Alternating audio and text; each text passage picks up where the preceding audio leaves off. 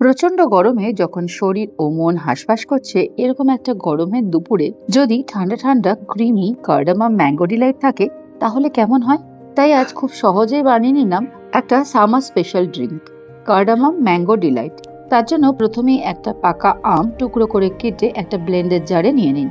তার সাথে নিয়ে নিলাম 2 চামচ গ্রিক ইয়োগার্ট, বদলে অন্য কোনো টক দইও হতে পারে। সাথে হাফ টি স্পুন কার্ডামাম পাউডার আর 1 টি স্পুন হানিও অ্যাড করে নিলাম। সাথে বেশ কিছুটা আইস কিউব অ্যাড করে ভালো করে ব্লেন্ড করে নিয়ে গ্লাসে ঢেলে উপর থেকে 2 চামচ ভেজানো সাবজা সিড অ্যাড করে খেয়ে দেখতে পারেন।